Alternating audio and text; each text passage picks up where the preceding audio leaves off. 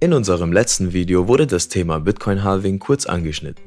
Da es sich beim Bitcoin Halving jedoch um ein sehr wichtiges Ereignis handelt, wollten wir euch mehr dazu erzählen. Viel Spaß beim Video!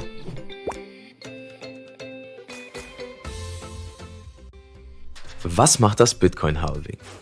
Wie wir bereits vom vorherigen Video wissen, bekommen Miner für das Minen eines Blocks eine Belohnung in Form von neu geschürften Bitcoins. Diese Belohnung wird jedoch alle 210.000 Blöcke oder auch ungefähr alle 4 Jahre halbiert.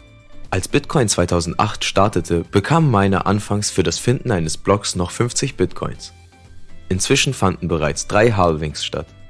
Das letzte Bitcoin Halving fand am 11. Mai 2020 statt, wobei sich die Belohnung für Miner von 12,5 Bitcoins auf 6,25 Coins pro Block reduzierte. Welchen Einfluss hat das auf den Bitcoin-Kurs? Bisher sorgten diese Events, dadurch, dass sie den Zufluss neuer Bitcoins dauerhaft halbierten, in der Zeit nach dem Halving immer für eine Preissteigerung des Vermögenswertes. So stieg der Kurs von Bitcoin nach dem ersten Halving 2012 von etwa $11 innerhalb eines Jahres auf ungefähr $1200. Beim zweiten Halving 2016 schoss der Preis von rund $650 nach einem Jahr auf fast $20.000 im Dezember 2017.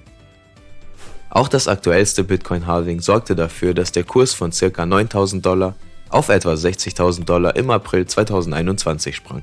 Dennoch garantiert das Halving allein keine Preissteigerung. Denn diese wird letztendlich immer noch durch die Nachfrage nach Bitcoins gesteuert. Das Bitcoin-Halving wird so lange stattfinden, bis irgendwann alle 21 Millionen Bitcoins gemeint sind. Doch was passiert, wenn alle 21 Millionen Bitcoins geschürft wurden?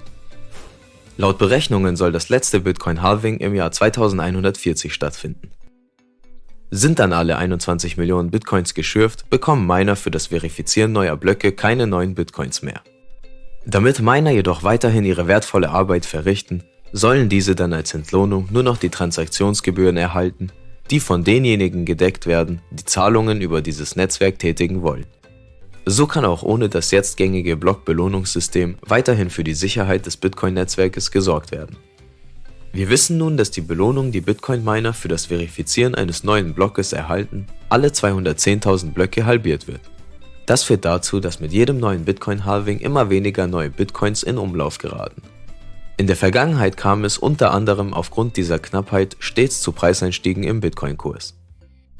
Sobald alle 21 Millionen Bitcoins gemeint wurden, werden keine neuen Bitcoins mehr als Belohnung, sondern nur noch die entsprechenden Transaktionskosten des neu gemeinten Blocks an die Miner ausbezahlt.